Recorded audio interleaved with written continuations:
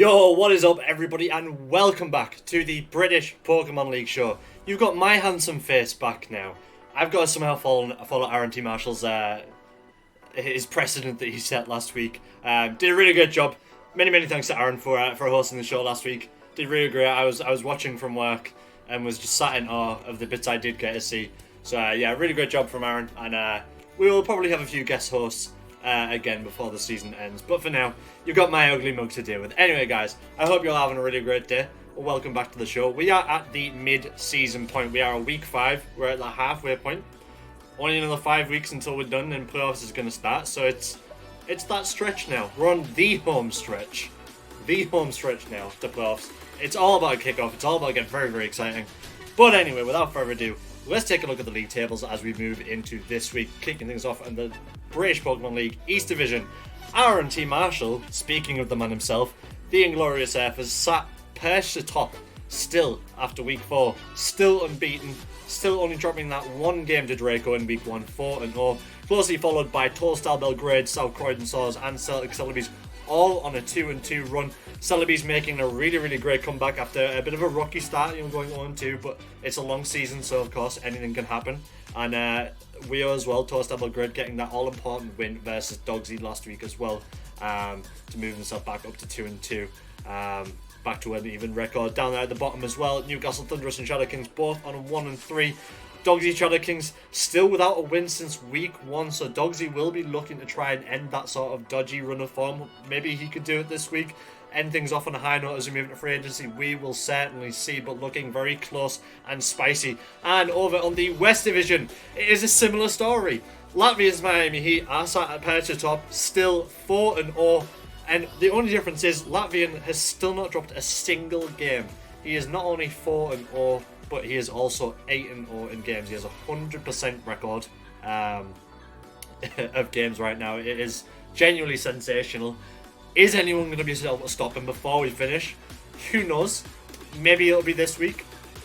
Maybe it'll be week 6, 7, 8, 9 or 10. Maybe it won't be at all. Who knows? This is why he's our Season 1 champion. He's closely followed by California Bastions, Bully Boys and the Slimming Sceptiles, all on a 2-2 record. Bully Boys having the exact same sort of comeback that the Celtic Celebis are on. So moving from the 0-2 just rocky start that he made back to 2-2 after that win over 200 candies last week. California Bastions getting the win over Slithering Sceptiles last week. So Jabba's Sceptiles move back to an even record. Oma's Bastiodons moving to an even record as well. Oma's still got that sort of topsy-turvy in and out sort of form right now, but it doesn't matter too much. To be sat in second place, still pretty good. And at the bottom of the table there, 200 candies and Long Island Goomys unfortunately losing out to Latvians. The unstoppable trend that is Latvians and Miami Heat last week. Got 1-3 and candies, of course, as you said, losing out to the Bully Boys. So as we move into week 5 then, this week's fixtures, kick things off, we have got the Celtic Celebis versus ShadowKings, as you just mentioned there. Dogsy ShadowKings looking to try and end that run of 3 straight defeats, all 2-0s as well. So we'll be trying to end that rotten run of luck. And Draco will be hoping to... Draco's on a completely different sort of... sort of trajectory right now. Two game wins in a row. Can he make it through? We shall see. Then we've got Newcastle Thunderous versus South Croydon Saws. Dave not getting a win since week 2 against Wheels Toed Star Belgrade, but absolutely anything can happen. We know Dave on his day is such a talented player, and that team is awfully strong, and that's the same can be said for his opponent, South Croydon Saws. Also sat on the 2-2 record, like most people in that division.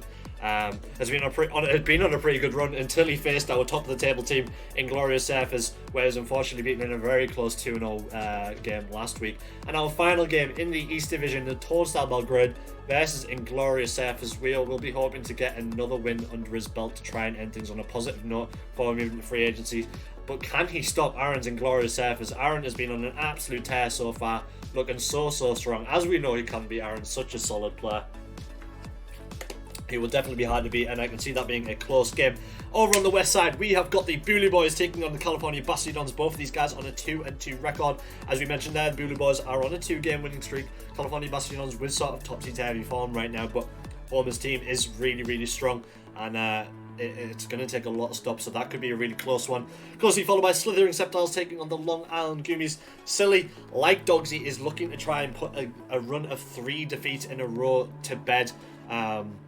it made such a strong start against 200 candies, and it just kind of just fell apart a little bit in the weeks that have preceded. But there have been close games, to be fair, so there's still a lot he can do there. And I think again that's going to be a pretty close one. And finally, Miami Heat taking on 200 candies. It is it's first versus fifth. That again, anyone can beat anyone in the British Pokemon League. This is the beauty of the league. That is not a discredit. Lat, we know just how strong Lat is. We just spoke about what his record is. He's 2-0 everyone he's played so far. So Candies has got to have a lot in his locker to be able to stop him, but absolutely anything can happen, and we will certainly see. Anyways, let's take a look. Our first teams, we've got the Celtic Celebis taking on Dogsy's ShadowKings. Now, obviously, Draco's Celtic Celebis, he's been using his namesake, that Dracovish, much to great effect so far, and Stack Attacker as well has come in so clutch for him thus far in the league. Also keep an eye out for the Haunter. Haunter can be such a strong Pokemon on its own, or with the Ally Switch, the Trick Room setup, or as a Sucker Punch proc for Weakness Policy and Unbeaten on that Drift Blend. That Drift Blend can be so difficult to take down. Once it gets Unbeaten gone, once it gets that Weakness Policy off as well, it can be very, very hard to stop. Tapu Lele as well has been super strong for the Celtic Celebis, and we've seen Blaziken a couple of times as well, so could be an interesting one to see what he brings here against Dogsy's ShadowKings. Dogsy's ShadowKings, obviously, we've seen just the sort of sweeping force that is Salamence.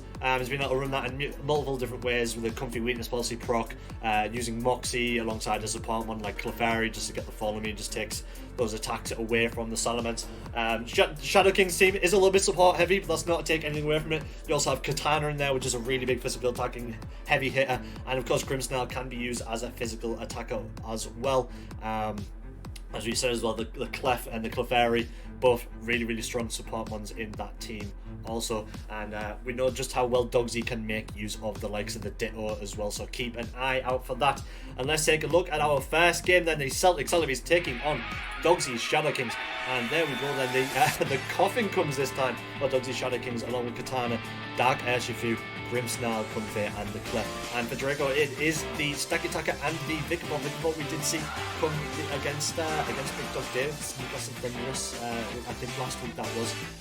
And we saw just how strong this thing was in Season 1 with Gus's Aurora Articuno. Of course, the Stack Attacker sat there next to it, the Temple of the TBPL, as you can see, nicknamed. Stack Attacker can be so strong. You get some beast boosts going off, and it's really difficult to stop. But he's face up against the Dark Urshifu, and that Stack Attacker is not going to enjoy taking an attack from the Dark Urshifu there. And I think it could be found in a really good spot there if we can maybe get an eye switch or something off. Just sort of misdirect some damage away from the Dark Urshifu there. With Dogsy's heavy support team, the longer he can keep his physical sweepers alive, the better it is for him. So no Salamence this week as well, more importantly, which I think Draco was really kind of concerned about. The Vikavolt does go for the D-Max, and the Max Guard comes out. There's the Alice, which as predicted, and the Dark Urshifu is going to take out the Stack Attacker straight away. With the close combat is going to drop the defense and the special defense, but the Stack Attacker going straight down then, showing absolutely no mercy, and in comes the Rillaboom and the Grassy Head. Of course, that is the Rillaboom G-Max, not be confused with the normal Rillaboom you would see in the Beauty Boy. So it is advantage to Dogsy straight away. It's 4v3. Comfey still kicking around the Flower Power, as it is so aptly named. I'll just turn down the volume there. Rillaboom does go into the Urshifu, and the Grassy Guy gets blocked, but there's the Max Steel Spike into the Comfey, and Comfey goes straight down at that. Doesn't stand a chance against the high special attacker brute that is the Vikavolt. Gets that defense buff off as well, which is really great for Dogsy's physical attacking team. And Comfey goes down. That's a huge support one gone straight off the bat. I've turned that volume down now, that should be fine. And in comes the Grimmsnarl, nicknamed here for the axe. Dogsy obviously referencing his a lot of his quote-unquote RNG look that he had in previous games or previous seasons. But Vikavolt keeps its Dynamax going. Dogsy still yet to use his Dynamax at Gmax yet. But that defense buff on both Vikavolt and Rillaboom's side could be really handy. And there is the Grassy Glide into the Dark Urshifu that just about lives, even with the close combat defense drop. The critical hit from the Wickedbro. Rillaboom lives that. The Steel Spike into the Grimmsnarl after the light screen goes up. Grimmsnarl does manage to lift that. I think that light screen was really important now, whereas Grimmsnarl was just getting O-code does get another defense buff. I think without the defense buff from the steel spike before that, Rillaboom does go down to the Dark Air Fuse Wicked Blow. Such a strong move, and I'm quite surprised to see Eshru live from a Grassy Glide after the close combat defense drop. So it's still 3 apiece. Obviously, Comfey the first one down for Dogsy, and Stack Attack the first one down for Draco. Vikavolt Dynamax is now over as well. There is the Sucker Punch, doesn't quite take out the Rillaboom. There's the Grassy Glide, that is going to take out the Airshrew though. It's now 3v2. Sucker Punch doesn't work from the Grimmsnarl, and all of a sudden is 1v3 as the Flash Cannon is going to take the Grimmsnarl out, and that is probably going to be game number 1, depending on what is in the back here. But there is Katana, so the light screen still up as well for a couple more turns on Dogsy's side. Dogsy still does have use of his Dynamax as well. Katana could be a great one to get this going. If he can take out the Rillaboom here, he's going to start getting Beast Boots up, and it might become a bit difficult to stop. Obviously, does have that speed advantage over the Vikavolt. So there is the Dynamax from the Katana. Protect comes out from the Vikavolt. There is the Grassy Glide and Katana. That is not really hurting it very much. Max Flutterby comes out. That's not only going to drop the special attack, but is going to take out the Rillaboom. And there is the 1.5 times attack boost from the Beast Boost. That could be really huge. Are we about to see another almost from Dogsy? Obviously, a couple of weeks back, almost took down Aaron T. Marshall's Inglorious Surfers with just Solomons in that game 1. Is Katana about to actually complete it here? So the Tapu Lele comes in, gets to that Psychic Terrain set up. There is the Focus Blast, and that does so much damage. The Steel Spike into the Lele, that is going to take it down, take it out. Vikavolt is still kicking around. There's the Bug Buzz, and that's going to take out the Katana almost there. But Draco gets the game 1 win. Superbly played there, and Togsy once again almost bringing it back. As we go into game 2, it is Lele and the Drifblim prime next to each other, and this time for Dogsy, he has gone with the Katana and the Grimmsnarl. Second terrain goes up, so that is going to stop any Prankster attacks coming out from the Grimmsnarl, but obviously Snarl can get the screen set up at this point. The Unbeaten does proc for the Drifblim as well, has obviously got that Psychic Siege, which is going to buff its special defense. Maybe not so much necessary here against Dogsy's physical team, but could still be useful. Apart from anything, it does proc that Unbeaten, which is going to double its speed. So, and the Lele swaps out, and there is the Stack Attacker. Stack Attacker swaps in. There's the Thunder Wave into the Drifblim. The Steel Spike into the Stack Attacker. That's going to get the defense buff up, and the Para procs on the Drifblim as well. And there it is. So Drifblim doesn't get an attack off. That's a great start from Dogs. No one's down just yet, but has got the defense buff, as we said. Katana can maybe get an attack, a KO here. It's primed in a really, really good spot. Yeah, really, really good stuff in the Focus Blast Lele. Would never have expected that. That's one great thing we see in the Draft League games. You always see moves on ones that you just would not expect. And then not only that, it was, as I say, it was a 70% accuracy move. So for it to hit there, really clutch. Stack Attacker does go for its Dynamax. It's Ultra Beast versus Ultra Beast. The Max Guard comes out. There is the Reflect. The Max Knuckle is going to get blocked, and there is the Will-O-Wisp from the Drifblim onto the Stack Attacker, onto the Katana. So Katana's attack is severely, dropped here by the burn, and that is going to be doing chip damage every now and again. I say every now and again, at the end of each turn. Say it like it's going to, accidentally happen. So no max move there. It's a good max guard there from Draco. Keeps Stack Attack kicking around. There's the light screen. There's the Steel Spike into the Drifblim. Drifblim tanks up. There's another defense buff.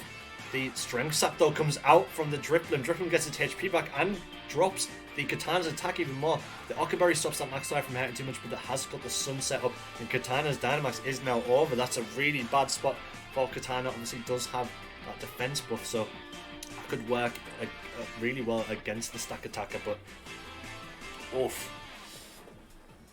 That Strength Sap really, really coming in huge there from the Drifblim. Obviously running a bit more of a support Drifblim this week is Draco, and it's working to much effect. No Mons down yet here, and we're into turn number 4. So a bit of a different game to that the first game.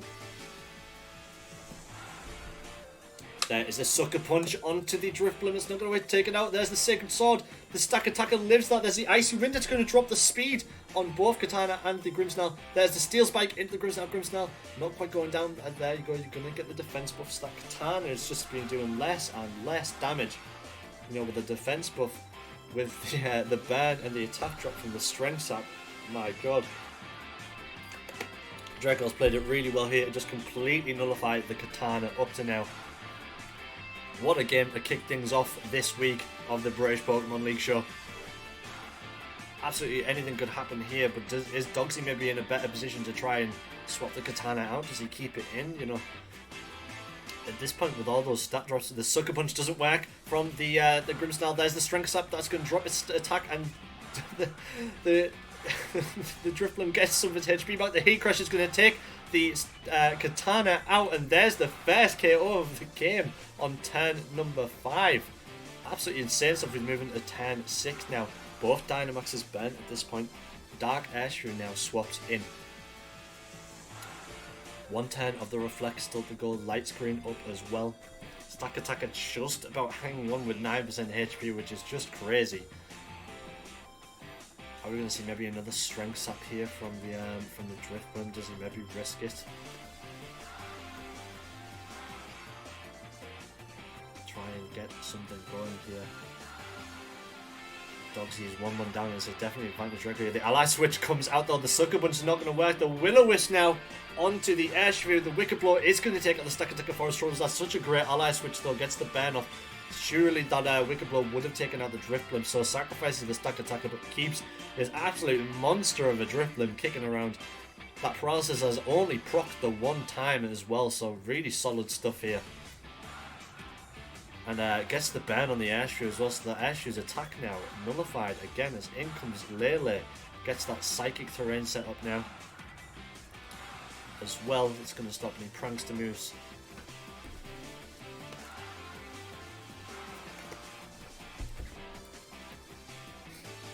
Of course, Airshrew is 4 times the start of Airshrew is 4 times weak to Fairy.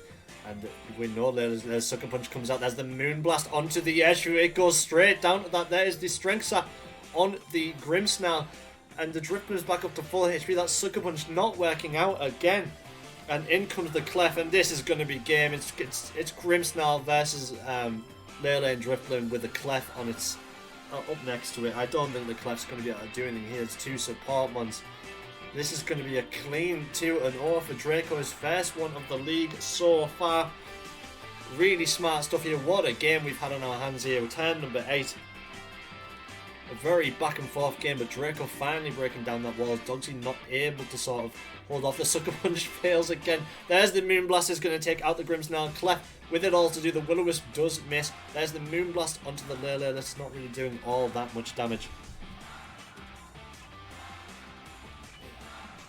Does about 26%, and I think this is just about it really. It's still got screen set up in front of the Clef, but all it can do is really Moonblast. There's a Moonblast from the Lele. It does drop its special attack as well. There's a Will-O-Wisp as well to be doing some chip damage. Moonblast the other way does get a crit, so maybe Clef is primed to get a KO here. But that Drifblim is just not. It's just been unkillable this game. It just keeps on going and going. It's just unbelievable.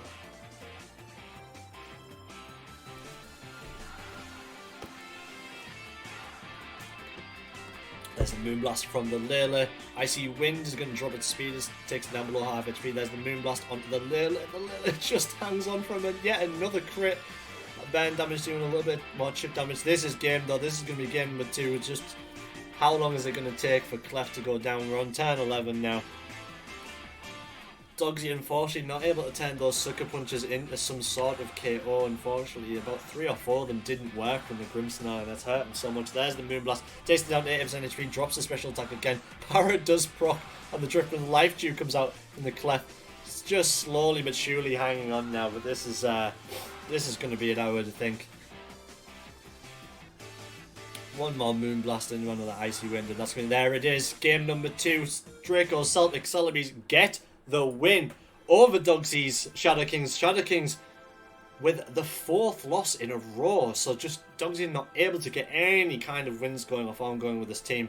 Hopefully after free agency he can maybe rejig the team, change things around a bit and then start winning. But he's got a big job on his hands to get things back for players. But that's not to take anything away from Draco there. That was a really, really close game. That game 2 was absolutely phenomenal, and Draco played that really, really well. That Drifblim, I mean, yeah. I faced up against Triplim on that team last season. We know how strong it is, and it did so much work for him in that game. But on to game number 2 then, as we've now got the Newcastle Thunderous taking on the South Croydon Saws. Newcastle not been on too much of a good run. Obviously had that sort of big loss to Dogsy in week number 1. Did get the win over Toed Star Belgrade, the 2-1 win in week 2, but it's kind of been a bit downhill since there, you know. The 2 more defeats from there. Losing out to Draco and losing out to obviously our league leader R&T Marshall as well, the Inglorious Surfers. Could get something going here. We know just how strong that in-team lead can be. Unfortunately though, I think it's becoming a little bit predictable, and people are able to bring items and certain ones with certain abilities to sort of go against that. So we have seen Dave use the Sun team, you know, the Ninetales with the Venusaur, and he's been able to use that to great effect. Obviously got the win over the Toed Star Belgrade with that. So maybe you can use it as an advantage here. We've not really seen too much of the Hatterene or the Lantern yet. We saw Lantern come last week against Draco, so maybe that's an option he goes with here. Try and bring the surprise package on Crizzle here. But Crizzle doing pretty well for himself after that week 1 loss. Has been on a little bit of a tear, you know, minus that loss to R&T Marshall. Has been doing really well. That Porygon Z has been super strong. Just leading the line for him, and of course you've got the Sneasel with the beat up, and you know, a fake out. It's been able to run, and it's been able to get that beat up going on the Cobalion, and you know, if the opponent doesn't expect it, you know, people don't stand a chance against the Cobalion. The Cobalion is so strong. Obviously has got Galvantula, Octillery and the likes in the back, but we haven't really seen too much of it yet. Nor have we seen anything of the Machamp G-Max. On the on this side, of course, it is a Venusaur versus Venusaur game. Whether Crizzle brings this Venusaur this time, obviously does have that Venucall duo in his lineup, but whether it brings it or not, we will see. But let's get right on into this game then, without further ado. As Newcastle Thunderous take on the South Croydon Saws, and this time is Talonflame Lantern. So yeah, Dave completely changing it up here, trying something new. Using Gale Wings is running on that Talonflame, and Talonflame can be really difficult to deal with. And we saw last season how strong that Lantern could be. And on the other side, it is the Sneasel and the Porygon Z duo. Porygon Z with that adaptability and any kind of buff to a special attack, you know, such as a Life Orb. Man, super strong. Dave is really going to have to watch out for that, because it can just get an Oko out of nowhere. You know, once it Dynamaxes, it can be quite difficult to stop. Turn the music down. I don't know why the music's been really loud this time. I literally haven't changed the music volumes at all, but not to worry. Anyway, Max Airstream goes off. That is going to give the speed buff on both of Talonflame and Lantern, but the Max Strike only just keeps the Talonflame only just sort of sticks around. Stockpile comes off from the Lantern. And that undoes the speed buff that Max Airstream gave Dave in that first turn. But oh man, Talonflame only just hanging on for dear life there. Max Guard comes out from the PZ. That Max Airstream is going to get blocked by that. There's the triple axle. It's going to take out that Talonflame, and that's 1 kill down. Advantage to Crizzle. Burn from that Scald as well. That could be quite huge, but Sneasel hangs on. Intim comes out, the inner focus is going to block that, and it is going to proc the Adrenaline Orb on that PC, so that PC now gets that speed buff thanks to the Intimidate. And Lando comes in now, so obviously that Dynamax already gone. As we move to 10, very PC still has its Dynamax and is now much faster. There's the Max Strike, and that's going to take out Lando T straight off the bat. Just not standing a chance. The Fake Tease comes out from the Sneasel. There is the Scald onto the PZ. Even with the crit, that's not really doing that much damage. And it is now 4v2 as Venusaur now swaps in for Div. And what a start from Chris, just really starting out, you know, just came out swinging with the PZ, and you know, that Max Strike, who would have thought it would just Oko the Lando T. The poor thing just sort of sat there helpless as this the Hyper Beam as well. There's the Hyper Beam, takes out the Lantern. Even with this death buff, just doesn't matter. There's a triple axle into the Venusaur, and PC finally goes down to a Sludge Bomb from Venusaur. Triple axle hitting the Venusaur only the 2 times as well, dropping it down at just above half HP. As in comes the Cobalion. Obviously you're going to be seeing a beat up here from the Sneasel on the Cobalion here, just to make sure you get the job done. There is the beat up. There goes the wall of text. It gets justified procced up to 2.5 times attack. There's the Zen head bump, and it misses. Could that be huge here? There's the air power, but oh no, the Cobalion does manage to hang on from the air power, so not quite enough there. But oh man, that could have been really bad if Kabalion had went down there. But there you go then. That is going to do it for game number 1. You would think if Kabalion does manage to get its hit done here, it's going to take it out. There is the triple axle from the Sneasel. Is that going to do it though? Sneasel going to take the kill away from it. It does. There's game number 1 to the South Croydon Saws. Sneasel cruelly taking away that kill from the Kabalion after the Zen headbutt miss, man. So Lando T and the Talonflame this time lead the line, and it is the Togetic and the PZ. So PZ is going to get that adrenaline arm procced again. That PZ is going to be it's going to be going burr. It's going to be speeding away like Lightning McQueen. And you would think that it's going to be a Dynamax from the Talonflame and probably the PZ again here. Talonflame's going to Dave's want to get that max airstreams up just to try and, you know, outspeed that PZ now. He knows how much damage it can do. And I would think Dave maybe wants to get that on T. Ideally, there's the follow me comes out from the Togetic. There's the max airstream. That's not going to do all that much, and it is going to get the speed buff. And there is the U-turn onto the Togetic, and Lando T is out of there as in comes the Whiscash this time. Nasty plot from the PZ. That could be really bad news to Dave. Special attack buffed. Porygon Z. He needs to take that thing out ASAP. I don't know that Whiscash is going to be the one to do it here. The PZ goes for its Dynamax as expected. Follow me comes out from the Togetic. I don't think Max Airstream is going to take it out. It's not. Togetic lives. Gets that speed buff. It's not going to matter. There's the Max Strike. Gets a crit as well. Talonflame goes down. And Whiscash with the Muddy Water is going to take out the Togetic, but it's not doing all that much to PZ. And oh lordy, this PZ could go on an absolute tear. As in comes the Lando T now. Sneasel comes out. Gets the attack drop on the PZ, but that's not going to matter all that much. And what does Dave do now? The Dynamax burned in 1 turn. Just didn't stand a chance after a nasty plot on the PZ. And it's all up to Whiscash. And there is the fake out from the Sneasel. Max Strike on the Whiscash. Whiscash does not stand a chance. Drops the Lando T speed. I think this is going to be game number 2. There's an absolute sweep. In comes the Hatterini now. Maybe if you can get a Trick Room going, maybe there's a way back into this. But I think it's I think this could be quite difficult to come back from. You know, Dave's just had no way to stop the Max Strike on the PZ. But there's the Sash on the Hatterene. The triple axle, that's going to take out Lando T. Just 2 triple axles. Lando T does down to Sneasel. And Trick Room does go up from the Hatterene. Is it about to do it? Are we about to see 1% Hatterene make the comeback? I kid, of course. It's a nice attempt to try and bring things back, but I think it's just a little too much, a little too late. The Kabalion comes in. There is the Dazzling Gleam. That's going to take Sneasel down with Sash. Beat up onto the Hatterene. That's going to take it out. That is game. Game number 2 goes to Crizzle's South Croydon Saws. Really well played from Crizzle there. As I said, I think just like in previous weeks when Chris has bought the beat on the Kabalion, Dave just had absolutely no answer for the special attack boosted PZ. Just couldn't stop it, and with Sneasel next to it as well, there was so much weak to a Sneasel on that team that there was just nothing. And yeah, I mean, we talk about Porygon Z, but Sneasel came in really big clutch there. So Dave, unfortunately, like Dogsy moves to the 1-4 record, is going to need to try and stop that sort of Baron runner form if he's going to make close in the final 5 weeks of the season. But as we said, free agency is coming up after this week. There's time for people to make changes. Dave can maybe jig things around, try and get the team sorted and get some wins back on the board. We know he can win games. He nearly made the comeback last season to make winners bracket, so we know how talented a player he is. I'm sure we'll see a comeback, and really well played from Chris. Chris really sort of flexing his muscles there and playing really, really well. And yeah, let's move on to our next game then. Our final game of Week 5 in the East Division, and it is the Toed Star Belgrade taking on Inglorious Surfers. Obviously, these two teams are the only teams this week to have met before. Head-to-head, it is a 1-1. Obviously, Toed Star Belgrade took the first game last season in a 2-0 fashion. Galisabod absolutely wrecked house that game. And on the reverse, we are unfortunately not able to get it done with his rain team.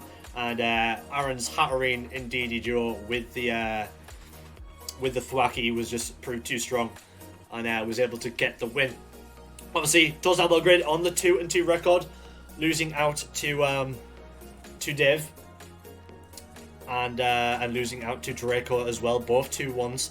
So he's got quite a number of game wins under his belt, but not match wins. And Aaron, as we've already spoke about, on the 4-0 record. You know, Aaron has been so strong. Whether it's Thundurus, with the Kingdra, whether it's Registeel, whether it's Dan Manitan. We've seen Hawlucha tapping Bulu. You know, we've seen the Galarian Articuno as well. We've even seen Galarian Moltres once as well.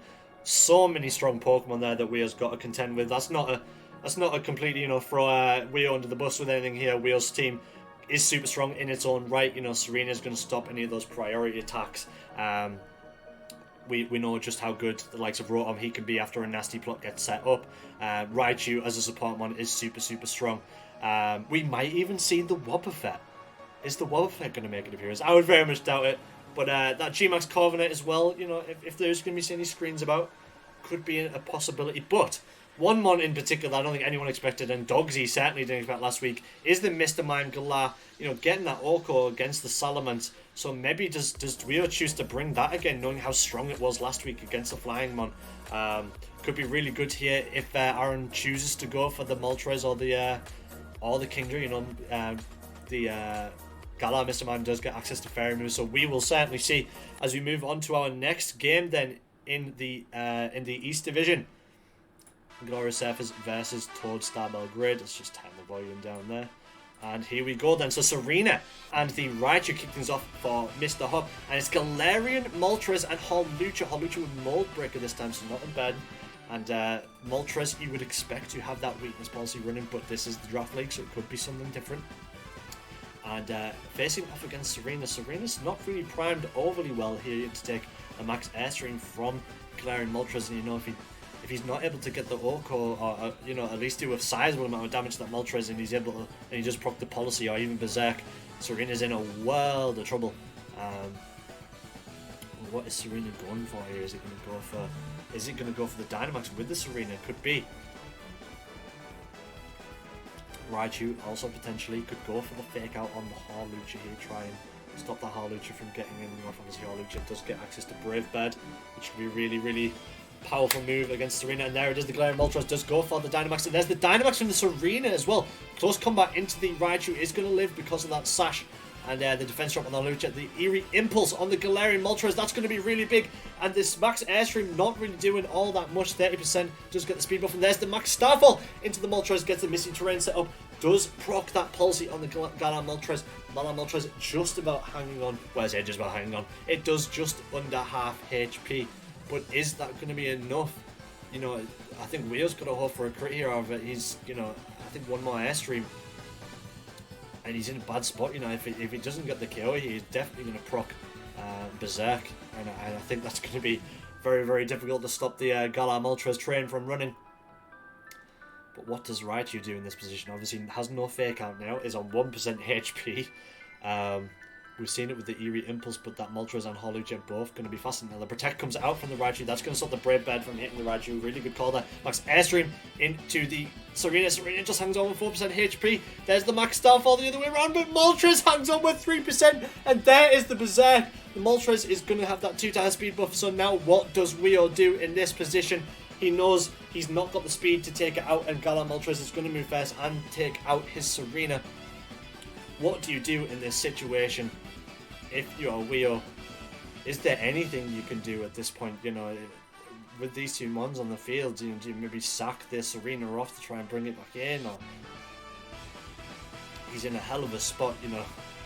Really close stuff there. That could have went absolutely either way.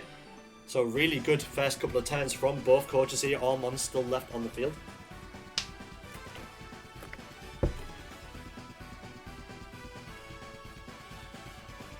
Considering Serena's high attack, that Moltres has done really well to take the Drapion to swap in. There's the Max Guards that stops that close combat hitting off. There's the Max Airstream, and Drapion just dies to that, just gets absolutely slam dunked. Galar Moltres and Serena's Dynamax does end, and in comes the Raichu now, and oh man, Weo could potentially lose 2 mons in one turn here, and this could be game 1 over and done with after, you know, 5 turns. It feels like we've been running for so much longer because so much has happened, but 4 turns in, and this could be game number 1.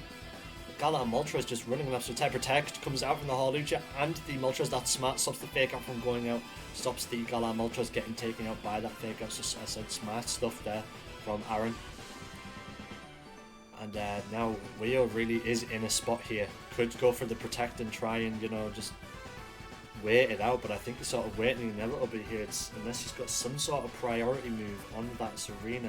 Paulucha just swap out, in comes the Dam. There's the Fiery Wrath. That's going to take out Serena and Raichu in one go. That is going to be game number 1. Unless Wio has something in the back to take care of all 4 of Aaron's team, and it is the oh my goodness, my brain has gone completely blank on what that Pokemon's name is. This is why the nicknames are a problem. My brain just blanks out and I'm just like, Jellicent, there we go, I get that in the end. Fiery Wrath is not going to take out the Jellicent, don't quite in the U-turn. Jellicent hangs on with just 3% HP as Thunderous now swaps in. The flinch goes off as well against Wio, so Jellicent just about hanging on, but I think Aaron is going to get the 4-0 here. Really, really close stuff. Those first couple of times could have went either way, you know, crit either way, and that game goes different. That game goes completely different. There's a protect from the Jellicent, just delaying the inevitable. And that is going to be game number 1 to the Inglorious Surface. So is game 2 going to be any different? Can Mr. Hot be the first to stop the Surface, or is the Surface hype train going to keep on rolling to the next station?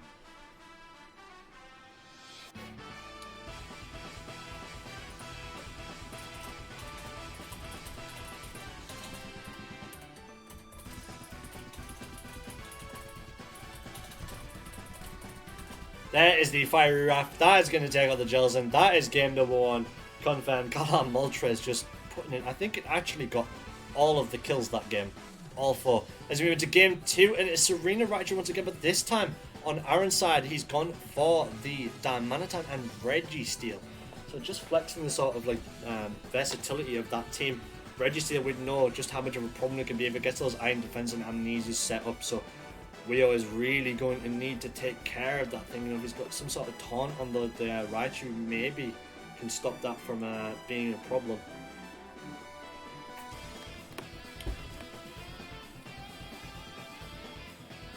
You would hope that he has the high jump kick on the Serena, but is that going to be enough to take out the Registeel? The Registeel already has really chunky defense.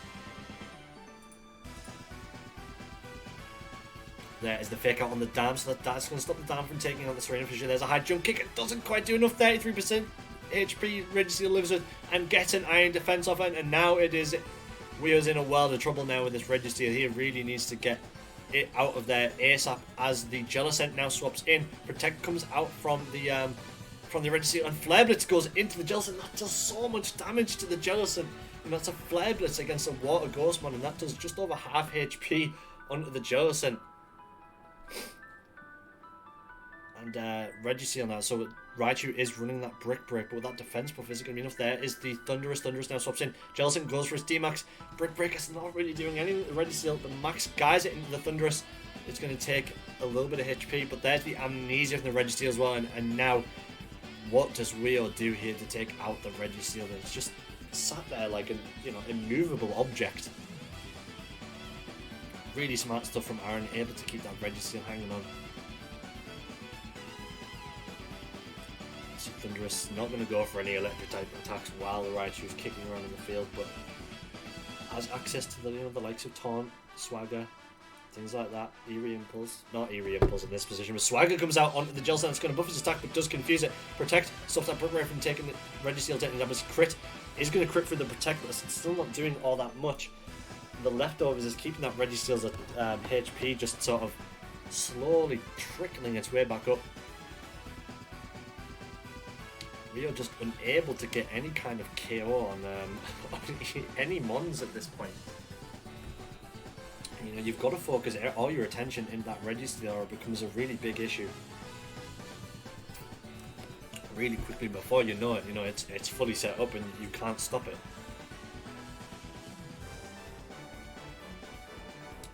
So Jellicent still with another time. Max Swagger again aims to get the confusion off. There's the Brick Break on the Registeel. And Confusion Proxy hits himself, and there's the Iron Defense from Registeel. And oh man, Registeel just keeps on going. Jellicent's Dynamax ends its final turn of Dynamax, stopped by the Confusion. Really smart stuff from Aaron there to get a Swagger off. Obviously could have went the wrong way if that had been a physical attacker, but there's the Brick Break. It's just not doing enough. The Registeel Ice Beam does 2%. There's the Body Press onto the Raichu. That's going to take it down with Sash. And now Galar Moltres is on the field, primed and ready to start sweeping up the mess. that Aaron has left in front of him. All that that face Registeel just sort of bow down in its wake. Absolute chunky, tanky mon. Galar Moltres, there you go, does go for the Dynamax.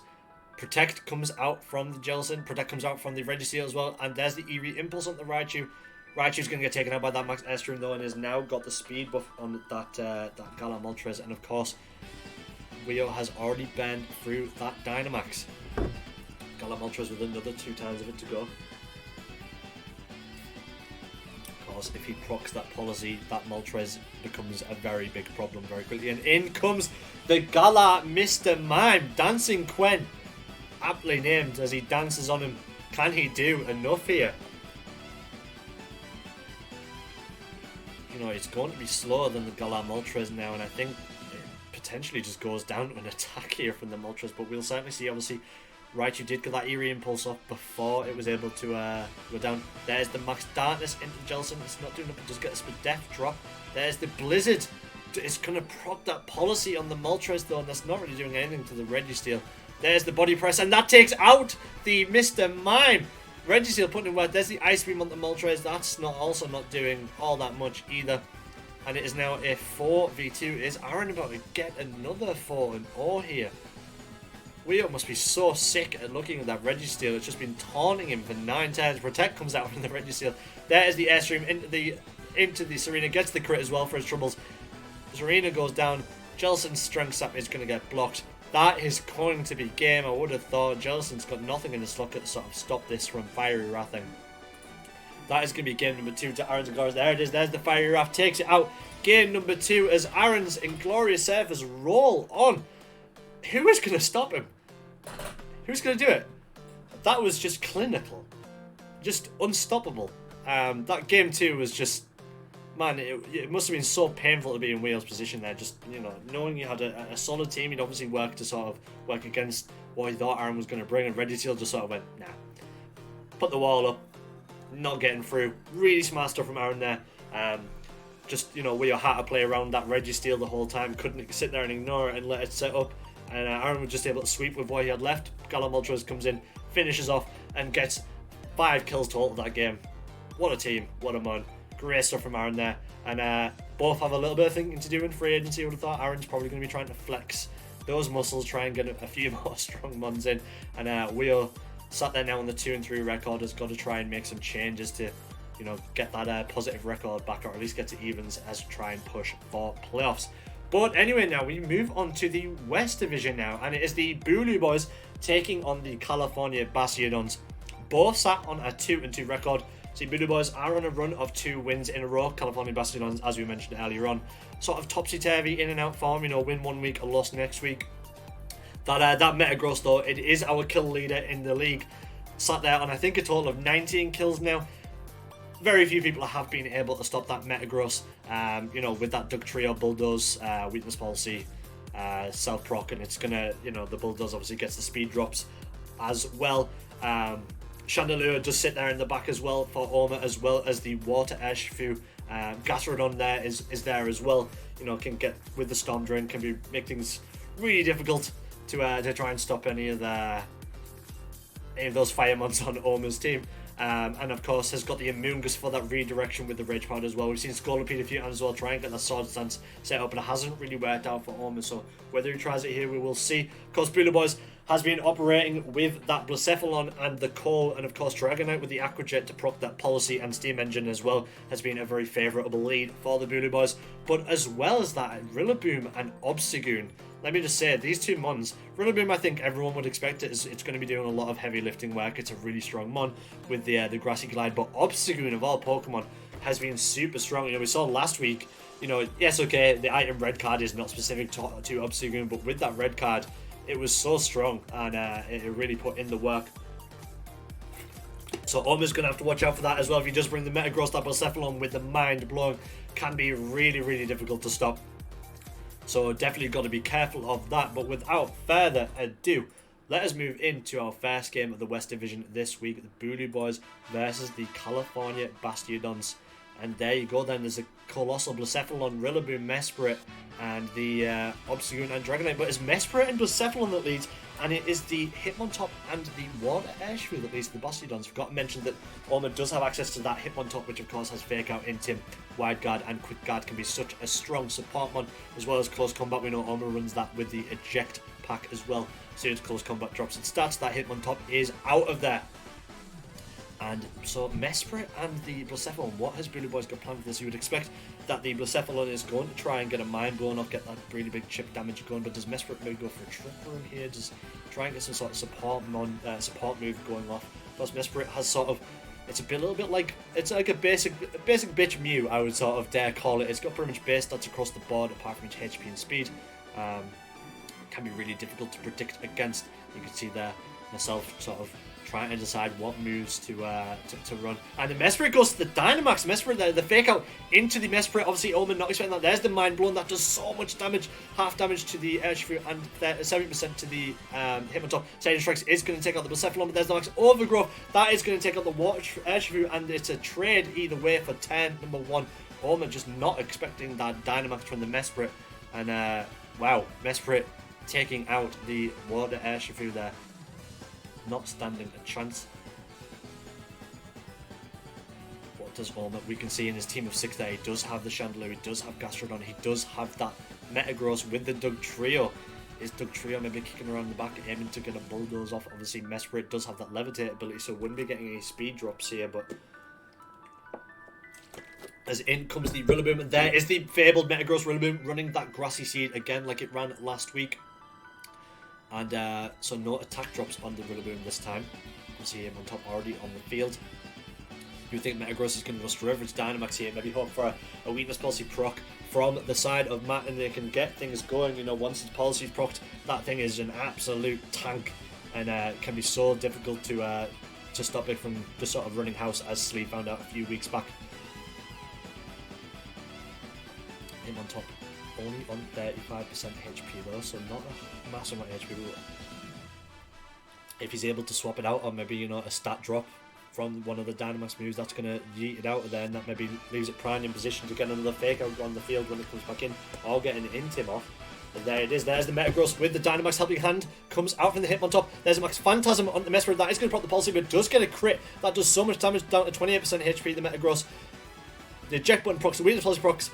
Hitmontop was, and there's Gastron, the high horsepower, but it misses the Metagross, and there's a Max Steel Spike. That is going to take out the Mesprit. Mesprit is gone, that Dynamax ends. How costly could that high horsepower miss be for the Bully Boys? Gets that Steel Spike now, so it does have that defense buff as well, as in comes the Obstagoon now. Obstagoon, aptly named the week 4 hero. But so Obstagoon is in a good spot, you know, it does have type advantage over that Metagross, and Rillaboom up against a Gastrodon, unless that's got a Rindo Berry. The Gastrodon's in a little bit of a spot itself. Gastrodon is going to swap. There's the Intim, that's going to proc Defiant, and it's going to proc the Adrenaline Orb on that Obstagoon. Does drop the attack on the Rillaboom. Grassy Glide is going to take out the Hitmontop Forest Trouble, so it is now a 2v2. Throat Chop doesn't quite take out the Metagross, and the Steel Spike is going to take out the Rillaboom though, and all of a sudden it is now a 1v2. It is the Gastrodon then Metagross versus the Obstagoon. There's the Throat Chop, that is going to take out the Metagross, so Obstagoon getting the way. Scald trying to maybe go for a burn there, that's not doing anywhere near enough. Is Obstagoon versus Gastrodon for this game number 1. There's the Seed Bomb, that's going to take out Gastrodon, and Bully Boys take this game number 1. Super close stuff there in the end, and wow, who would have ever thought a 95% accuracy move missed? I'm definitely not salty about it. So Orma does swap things up for this time, brings in the Metagross and the Chandelure. Chandelure does have that Flash Fire ability that Matt is going to have to watch out for. And it is the Blacephalon and the Cole lead this time. So Blacephalon with the Mind Blown can not only do some big damage here, but can proc that Steam Engine on Cole, which is going to make that Colossal a very, very, very fast Steam Train. See, Mind Blown is going to be doing damage across the board, but if that is Flash Fire Chandelure, Chandelure is just going to eat that up like it's a bowl of cornflakes.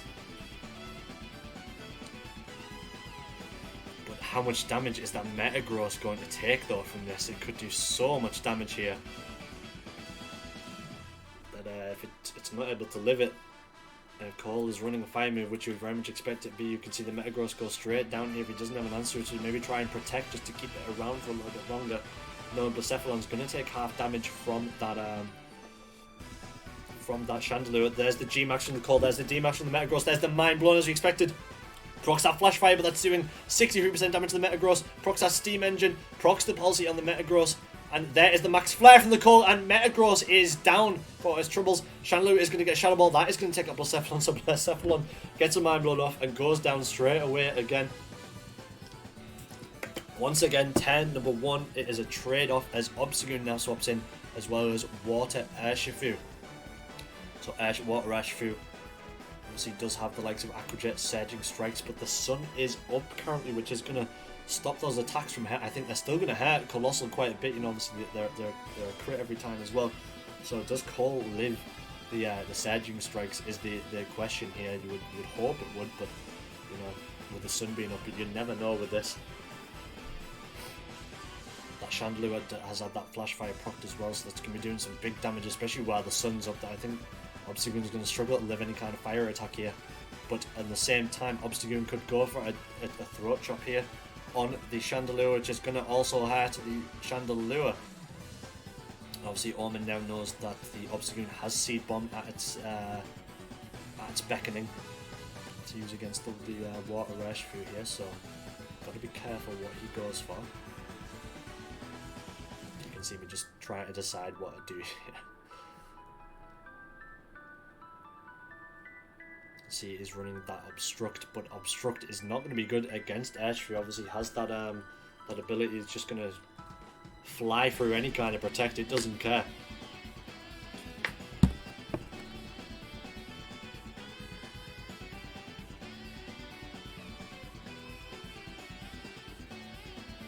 So Obstruct does come out from the Obstagoon. There's the Max Overgrowth. That's going to take the Water Urshifu down with Sash. So it is Sash, Water Urshifu. There's the Surging Strikes. 1 crit. 2 crit, the procs the Policy on the Cole as well, that could be huge. 2nd crit, on it lives, and there's the Heat Wave, gets protected by the Obstagoon, and it misses the Cole. I'm not sure that's doing all that much to Cole anyway, but still, that miss could be quite big. Grassy terrain does mean that Water Urshifu gets a little bit of that HP back.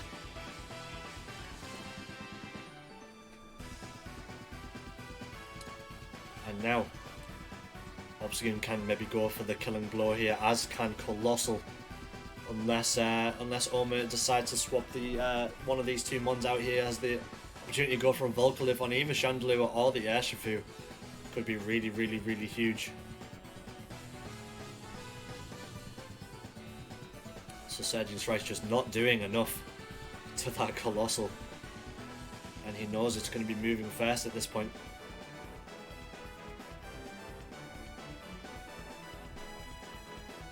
Is it Hitmontop in the back for Ormuz? Ormuz already procced Defiant and the Adrenaline Orb on the Obstagoon once, so is he going to make that mistake again?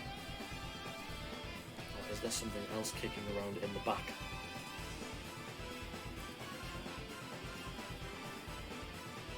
There is the Hitmontop. Now is going to proc Defiant and the Adrenaline Orb again, so there Hitmontop comes in, does have access to that Fake Out. Now Protect comes out from the Chandelure. There's the Volcalif onto the Hitmontop. So that's going to do Volcalif damage each turn now, and Hitmontop does actually somehow tank that hit from G-Max Cole. Really great stuff there. Volcalif doing a little bit of chip damage there, but the Grassy Terrain is replenishing some of that HP. So, Matt in a way almost helping out Ormu, but still all the same. The G-Max does end from the Cole, so as Hitmontop has swapped in, could go for the Fake Out on either Mon here. I would think he's going to try and Fake Out the Obstagoon just to stop it from taking out the Chandelure. Chandelure is potentially his best hope at this point, while the Sun's still up, depending on what Matt has in the back. Protect comes out from the Cole. Obstruct comes out from the Obstagoon. There's the Fake Out on the Obstagoon. That because of the Obstruct, that is going to drop the defense of the Hitmontop, and because of the Eject Pack, Hitmontop swaps out. The Energy Ball gets blocked by the Chandelure, by the Protect, and the Volcalif is going to take out the Water Urshifu. So a Mon goes down from a Protect there, and there you go, the Intim, and Defiant gets procced again onto the Obstagoon. Hitmontop now does have the opportunity to get another Fake Out. That's the beauty of having a Eject Pack on it, can just keep Fake Outing and Eject Packing out and coming back in. It is now 2v3. Chandelure definitely still primed in a good spot in. As you can see, his Meteor Beam and Solar Beam are the only two moves that Matt can use here. There's the fake out onto the Obstagoon. Solar Beam comes out. That's going to take out the Hitmontop. So it is now 1v3. Chandelure also there's the flinch. The Heat Wave comes out. And Obstagoon just about hangs on from that. It's not really doing enough to call. Sun's going down. Volcalift does a little bit of damage, but the Grassy Terrain does get that back. And that is going to be it, I would think. I think that is game. Obstagoon managing to tank that Heat Wave hit. Unbelievable stuff there. And I think one Dark move here is going to take out Chandelure.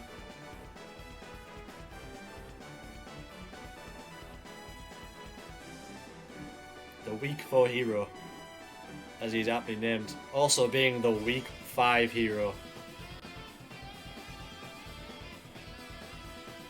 Orma just had no answer to the unexpected lead there in that game 1, and just Blacephalon Colossal just such a strong lead, but almost brought it back with Chandelure there. Protect comes out from the Colossal Protect comes out from the Chandelure. I think just delaying inevitable, trying to maybe get some of that HP back from the Grassy Terrain. Volcalift does end, Grassy Terrain also does end as well. But that's going to be it either way now, even if he's able to take care of the Obstagoon. Meteor Beam goes off, there's a special attack, the Throat Chop comes out, the Chandelure goes down, and that is game number 2.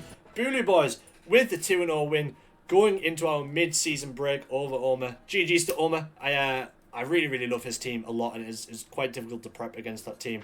I've loved using Blacephalon this season. I'm not going to lie, it's such a cool Pokemon. It dies so easily, it's died the most on my team, but man, what a guy. That thing has won me so many games just on its own, and Obstagoon as well, such strong Pokemon. You can see just why Ko and stuff has been so strong in this Series 9 format. But yeah, Orma played that really great. Honestly, I will admit, in that final game, I had Rillaboom in the back. If Obstagoon had gone down, I would have been in big trouble. Just saying, I would have been in a little bit of a situation. Not salty about the high horsepower miss in the first game. We won it anyway, so it didn't matter in the end. But that could have been a hachi-machi, not gonna lie. Anyways, our second game in the West Division. It is the Slithering Sceptiles taking on Long Island Goomys. So none of the teams playing each other in the West Division have played each other just yet. So Jabba has not been on the best of form recently after, winning his first 2 games, making a great start to life in the British Pokemon League, his debut season. Has lost his last 2 games, so we're hoping to try and put that run of bad form to bed here. And Silly trying to do the exact same, after that week 1 win against Candies, has been on a 3-game losing run, obviously losing out to Latvians Miami Heat last week. Silly, we know how strong that Hatterene and Indeedee lead can be. We know it's phenomenal power it had in Season 1. It's been strong for Silly again here. Excadrill as well as put in the work for Silly at times, alongside that Dragalge, and of course Mr. Ryan Galar as well made a few guest appearances, so keep a look out for that, as well as Starmie as well. Starmie's been around for a Weakness Policy proc and expanding Force spam, so a few mons there to take eye of, and of course the Galar Zapdos. On the side of Slithering Sceptiles, well, the Dragazor and T-Tar has been such a powerful lead for him in the games that he's won, as well as the 2 support mons like Togekiss and Bronzong have really put in the work. We've seen a few different ones from Jabba. We've seen the Galar Rapidash on occasion as well. And yeah, it's got a super strong team. It's got 2 different mods.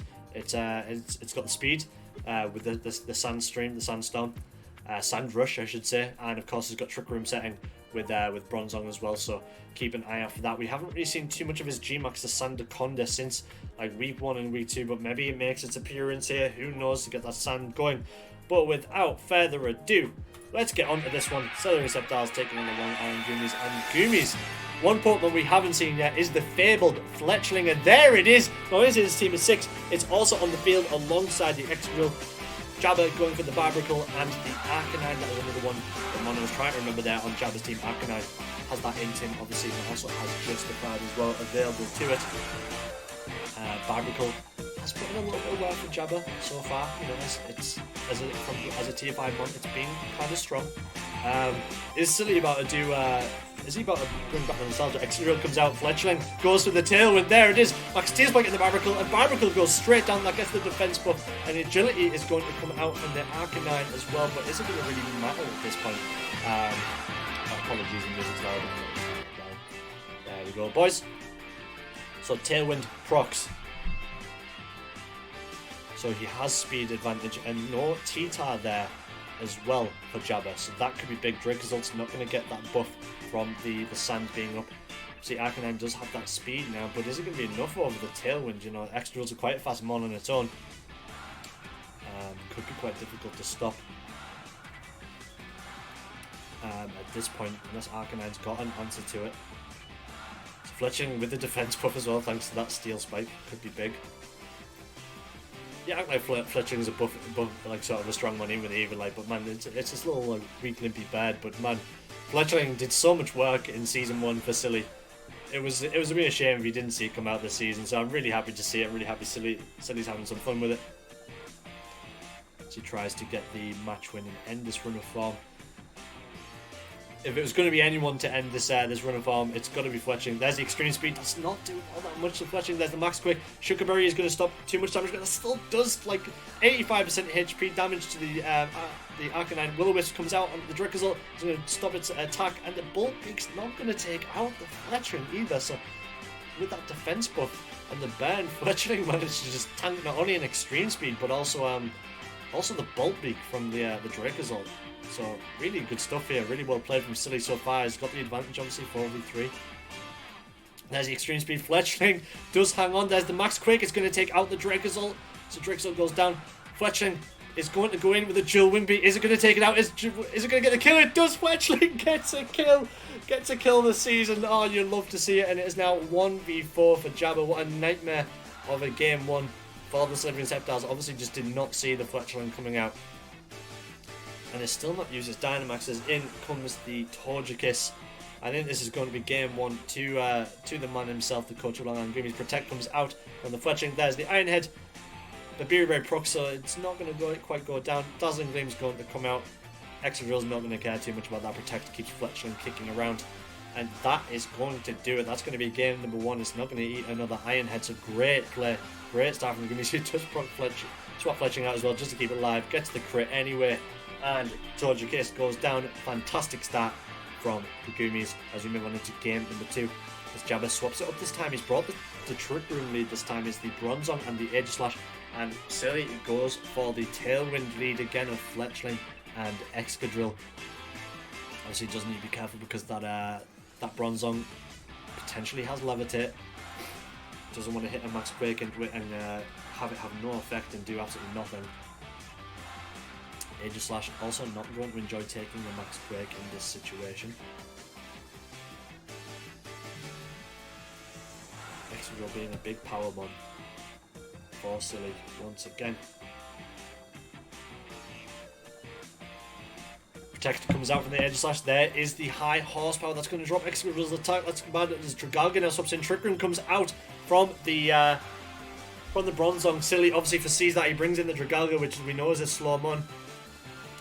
Does he now bring in the Mr. Rhyme? We saw him go for the Ice Shard weakness policy proc on that Dragalga. Dragalga also running Haze as well. That could be really big as Mr. Rhyme now swaps in. Dragalga goes for his Dynamax. Body pressing to Mr. Rhyme. Mr. Rhyme just tanks that. Stance change comes out. There's the Sacred Sword. Mr. Rhyme down to half HP. There is the max Wormwind and Aegislash. That is going to drop both attacks on the Bronzong and the Aegislash. Depending on what set he's running on the Aegislash, it might not matter too much, and of course Bronzong is a support mon, but that is still pretty damn good damage. And Dragalga sits there on 100% HP. Mr. Rhyme now as well, just like his son, Mr. Mime Galar is dancing. He's got a nice little mustache going. He's got the slippers on. He's got the cane, and he's just dancing on him. So Jabba's choosing still not to use his Dynamax here.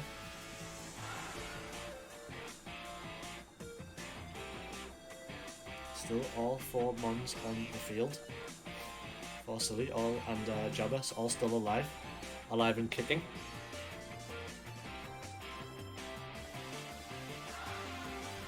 Taking the time now to decide what they want to do on this next turn. Jabba was maybe hoping that he would get the Tailwind going off, but Silly very rightly predicted the Trick Room coming out, so great stuff down. There's the Ice Shard, there's the Policy proc on the Dragalge. Silly just loves those plays. There's the Iron Head on Dragalge, that's not doing much at all. There's the Iron Head from the other side, but the Max Ooze, that's such a mistake. And Aegislash, it's immune, of course. No special attack buff. That's a huge mistake from Silly. That could end up costing him big style as he wastes a Dynamax 10 on the Aegislash. Any other move there after the Policy proc and Dragalge could just swept, but oh, that could be big.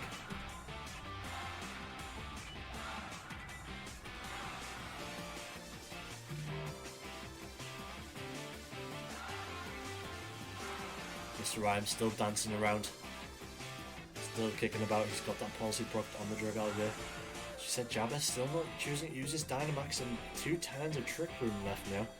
Silly does have that Excadrill and Fletchling in the back, which is going to suit him down to the ground if Trick Room goes down.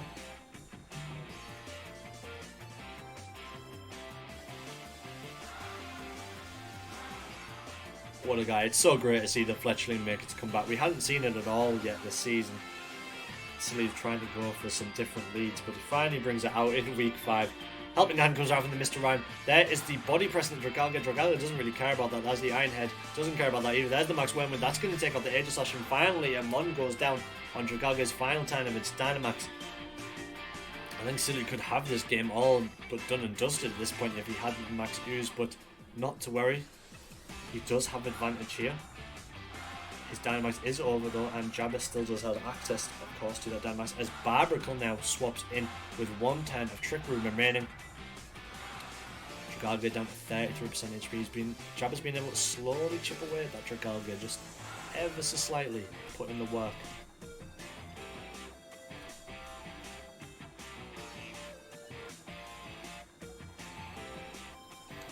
Excadrill swaps in for the Mr. Rhyme. There is the body press in the Dragalge.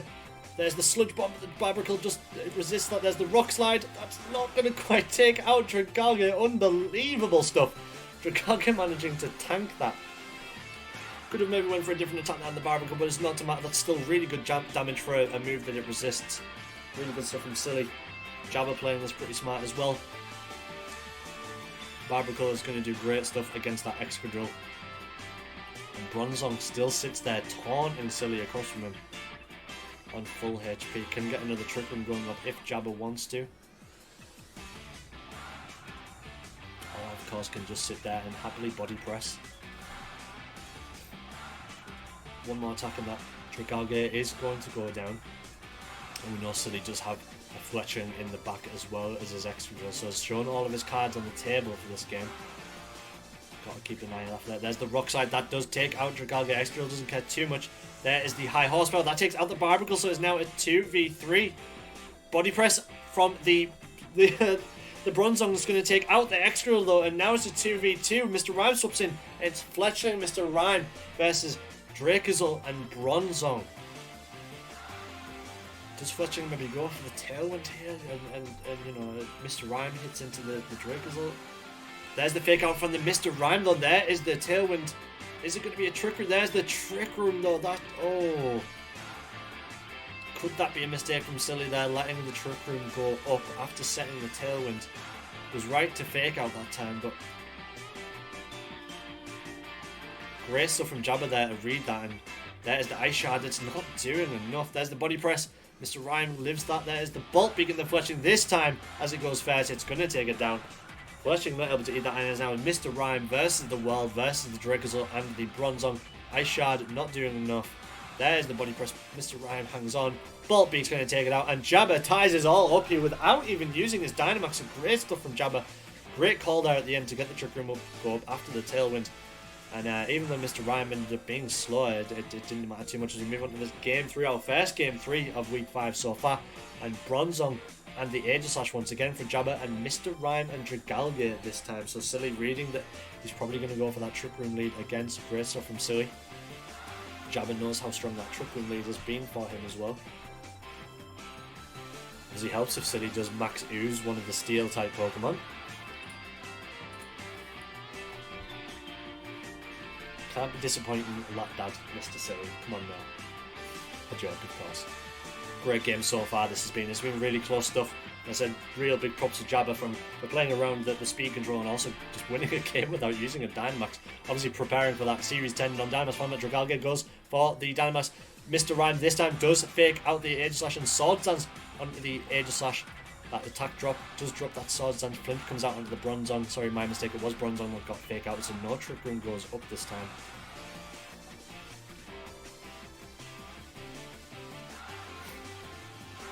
Aegislash is still going to be hitting hard and it's still got 1.5 times attack, so it is a physical attack in the Aegislash.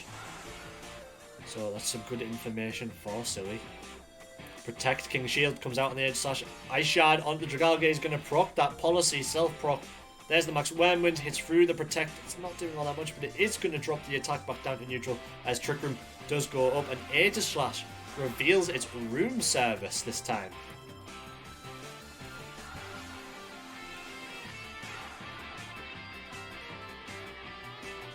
So gets the speed dropped on the Aegislash. That could be really, really useful, and enabling it to go first could be big, but now back down to neutral attack. So last time didn't really have an answer on the Aegislash for the Dragalge. You know, of course, can't hit that Mr. Rhyme. There's a helping hand, comes out from the Mr. Rhyme. Body press into the Mr. Rhyme. It just tanks that stance chains, comes out. There's the attack. Iron Head. Oh, Mr. Rhyme just about hangs on, and the Max Wormwood is going to take out the Aegislash. Dragalge gets its kill. Mr. Rhyme somehow living through that as Dragalge's Dynamax does end. Jabba once again hasn't used the Dynamax just yet.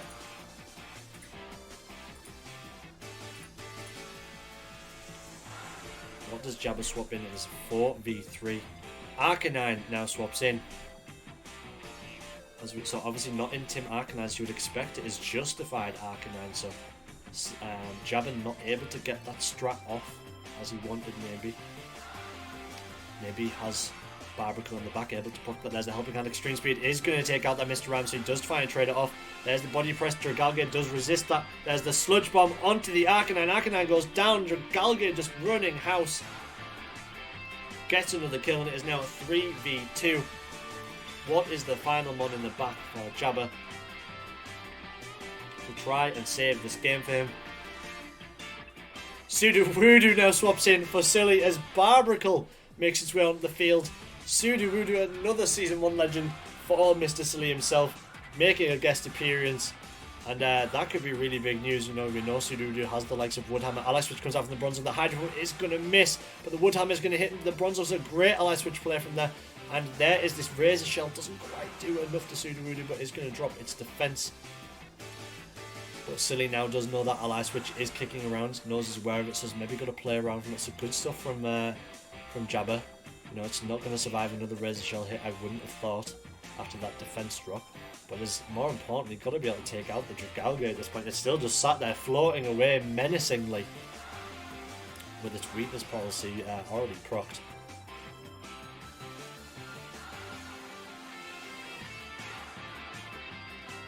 Sudowoodo stood absolutely still as a tree, because he is a tree, right? He's not a rock, he's a tree. So we're running to 10, number 6, Bronzong. Still here from 10 and 1. Bronzong now goes for the Dynamax. Steel Spike. Sudowoodo doesn't quite go down that because of that attack drop. There's the Hydro Bung onto the Bronzong. It manages of that. There's the Woodhammer, takes out the Barbicle. And it is now a 1v3. Bronzong with it all to do as Trick Room goes down. And maybe you would want to Dynamax something else there, but maybe it just felt it had no other options. Ectronel swaps in. There's the Hydro Pump onto the Bronzong.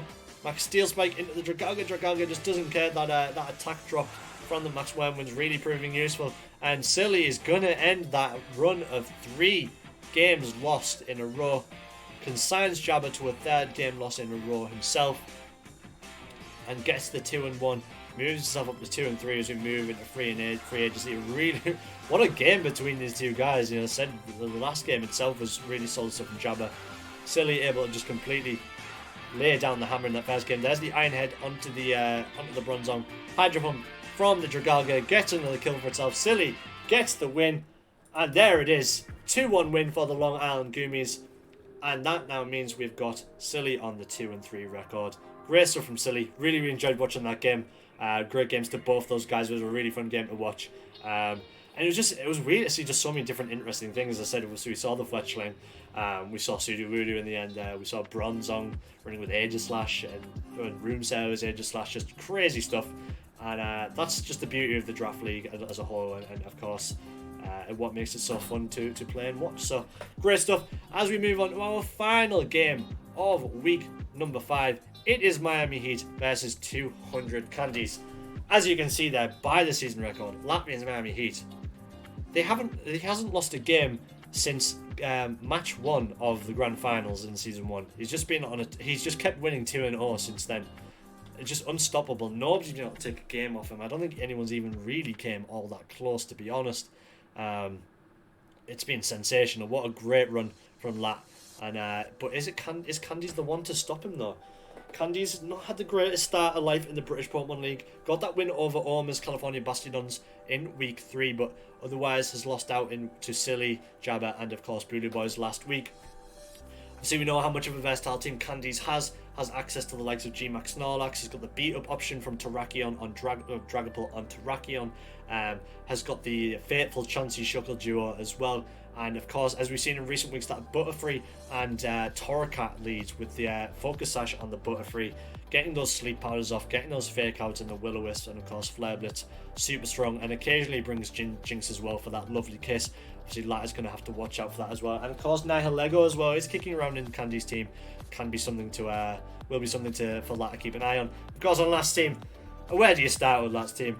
That Blastoise Cinderace lead, the renowned Blastoise and Cinderace lead, so strong to go up against. You know, if you're not able to put a stop to Cinderace straight off the bat before it goes, you're in some real trouble. And of course, in the back, he's got access to Glastrier. He can get that Trick Room set up on the Slug and Galar for a copycat or just for a Trick Room itself. Or he's got the Trick Room and Tailwind options on the Whimsy. Got so many Prankstermons running around on Lat's team. Of course, Dark Ashview as well in there as well, but not the G-Max one. That is, of course, on Dogsy ShadowKings team. Morgrim as well, also on that team, as well as the likes of Machamp, which we saw last season as well. Lat with a super solid team. Does Candies have it in him to stop him? Let's take a look at our final game of week 5. 200 Candies versus Miami Heat. And Latvian does lead off with the Whimsicott and Cinderace this time, so a different lead.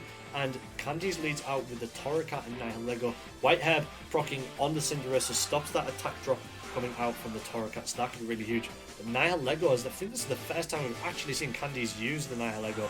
As you can see in his team 6 there, P2 is there, as well as Terrakion and Dragapult. And that Butterfree could be really huge if it starts getting some sleep powders off. And on that side, Glastrier and Ashview are there in the back, as well as Blastoise. I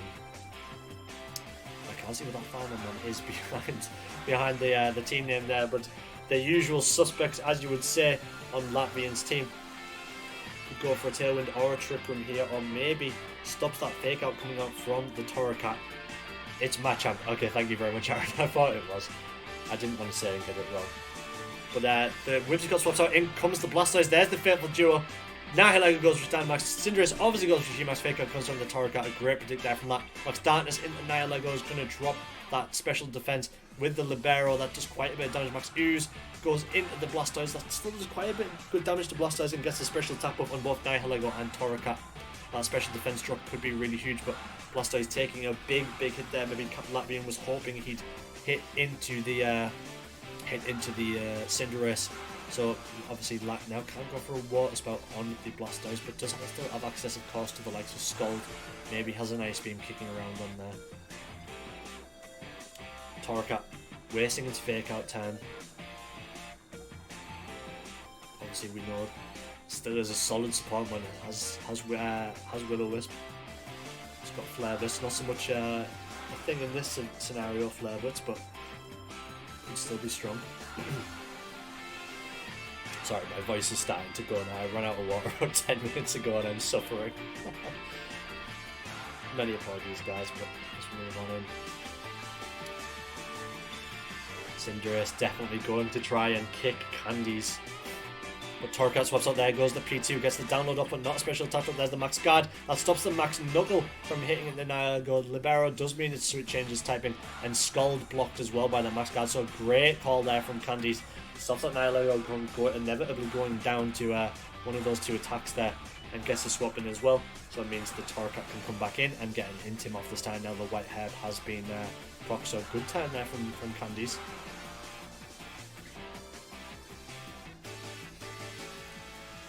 Keeps his Nihilego around for a little bit longer where it can do some damage.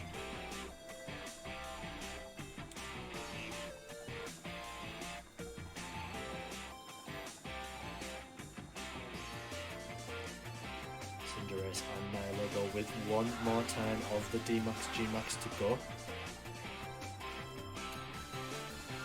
Does Candies maybe try and go for the Trick Room here, knowing just how fast that Cinderace is as well. There is the Max Darkness into the Nihilego, drops that definitely more. Nihilego does manage to live that and gets this definitely. There's the Max Starfall into the Cinderace. That's a great call, but the Scald is going to take the Nihilego out. Cinderace somehow hanging on, and the Eerie Impulse from the P2 drops the special attack on the Blastoise. That's a really great call as well from Candies, but does lose his Nihilego. Cinderace, what a Pokemon. Lives that super effective move there. Great call. There's the attack drop from the Torcat as it swaps back in. G-Max over for the Cinderace, and it just about lives on 10% HP. And in comes the Dark Urshifu. It's a double swap out for that. The Fake Out comes in the Dark Urshifu. Whimsicott there. The Tri-Attack doesn't do all that much. 58% damage, 58% HP. Whimsicott lives on. And of course now can get some Prankster moves going off if it wants. And that Dark Urshifu is going to hit Porygon 2 very, very, very hard. Or potentially with Torcat. There's the Fake Tears from the Whimsicott. Because combat in the Torcat. So Torcat does manage to live that Flare Blitz into the Whimsicott. Is going to take it out. So it is a 1 mon apiece. Trick Room goes up from the P2 this time. And that's P2 now has 0.4 times for death dropped. So that could be really huge. In comes Blastoise. Now it's lost that special attack drop it got from the Eerie Impulse. So really smart stuff there from that. Gets it back up to neutral. That Porygon 2 is in a world of trouble if it gets hit from a Scald here. And I don't think Torcat lives a Sucker Punch or a Wicked Blow here from Urshifu. But Trick Room is up, so that is good to note. Does have speed control potentially, depending on the speed of that Torcat.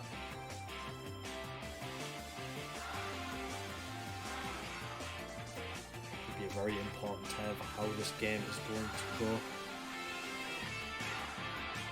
It's still 1 mon down a piece, but these Candies have the right mon, the right combo to be able to take out this duo currently in front of them. Urshifu swaps out, in comes the Cinderace. There's the Fake Out onto the P2, gets the flinch off.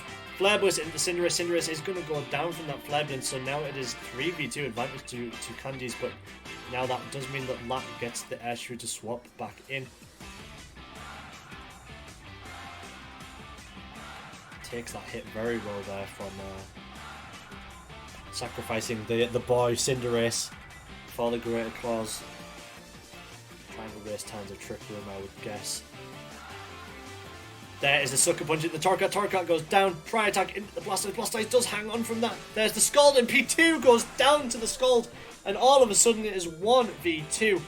Great turn 6 there from Latvian. Bided his time, got that Sucker Punch in. Made sure he was able to take out that Torcat with a Sucker Punch. Blastoise doing great to live a Tri-Attack there. And after the Spadef drops from the Fake Tears and of course the Max Darkness,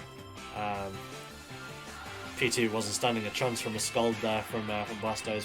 Latvians played around that really, really well. Butterfree now comes in. Is it Sash Butterfree though, as always? And if he gets a Sleep Powder off, could he actually get something going here? Is Butterfree about to complete a sensational 1v2? I would think not, this should be game, but you never know in Pokemon. Absolutely anything could happen. There's a Skull and the Butterfree, that does so much damage and gets the burn though. Sleep Powder does go off into the Urshifu. That's not going to matter. Ben's going to take it out. Latvian gets game number 1 as we move on into game number 2. That was clinical stuff from Latvian. Great switching there. Played really well around. And Torcat and Butterfree this time for Candies.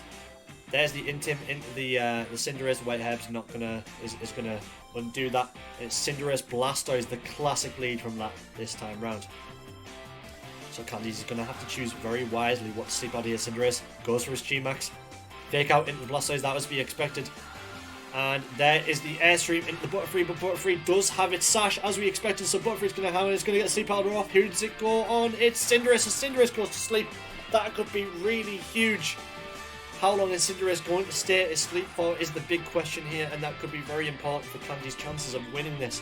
He's able to just stall out the turns of Cinderace's G-Max to be able to come in and win the late game, but if that Cinderace wakes up too early, he's in a bit of bother. Because Candies last week got a little bit unlucky with the Sleep Powder against the Bully Boys, got the turn 1 wake up from the Colossal.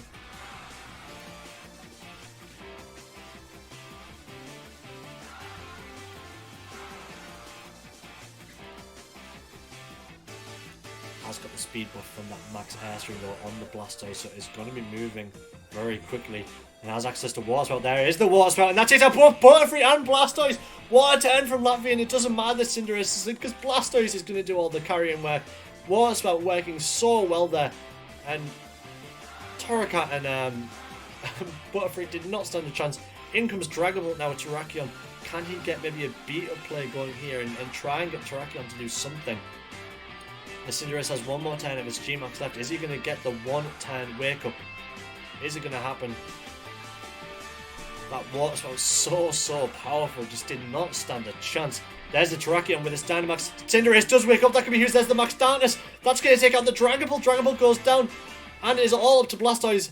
The Death Drop as well, and Terrakion goes down that Water Spout. What a game 2 from Latvian. Unbelievable stuff, that game 2. So clinical.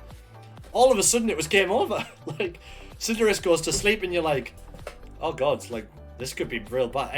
It's not even a 3-turn win if you look at it. It's actually 2 turns. Over the space of 2 turns, 4 mons are dead. Just all gone.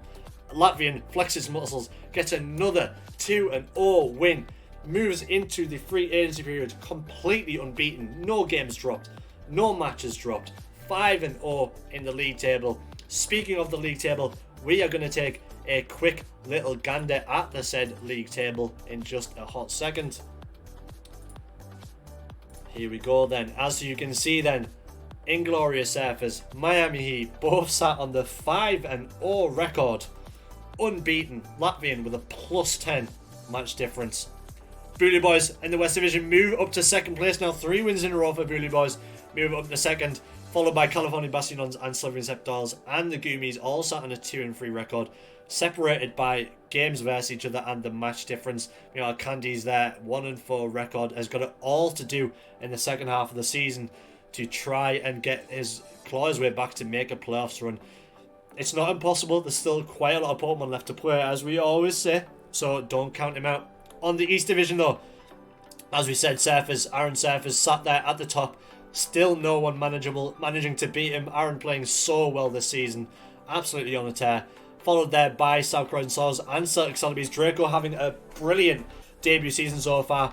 Made a bit of a rocky start as we mentioned, but 3 wins in a row is looking really strong as we move into free agency, and hopefully can build on that in the second half of the season.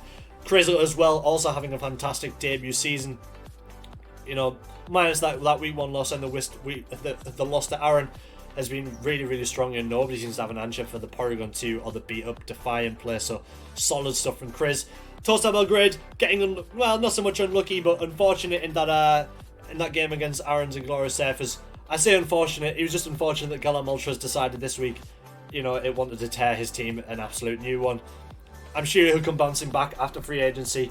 Sits down on a 2-3 record, still in the playoffs position, and down there in 5th and 6th, Newcastle Thunderers and ShadowKings both on a 1-4 record. Dogsy really needs to get a good run of form in the second half of the season going to be able to make playoffs, as does Dave's Newcastle Thunderers as well. Got a lot of work to do, and hopefully can make the free agent picks to make all the difference as we move on into the final 5 games of the season. But that is going to do it for this week's show. This Sunday, we have a very extra special mid-season special where we'll be going over all the free agent trades, all the transfers between teams. Might be a few special things in there. Also, keep an eye out this week. I don't know for sure whether it will be happening, but we'll have an announcement for a certain cup competition happening over the weekend. They should be live streamed as well, but we will certainly see what happens. It entirely depends on my work schedule. If I'm unable to make it, unfortunately there will be no mid-season cup competition, but I will try for you guys. But if nothing else, you've got the mid-season pressure to look forward to, 2 o'clock here on the British Pokemon League Twitch TV channel. So that I look forward to, and then the week after, week 6 begins. New teams, new faces. It's all about a kickoff. What a great first half of the season, guys. Thank you all very, very much for watching. I have been your host, Matt Starr. I will see you all again on Sunday. Mwah!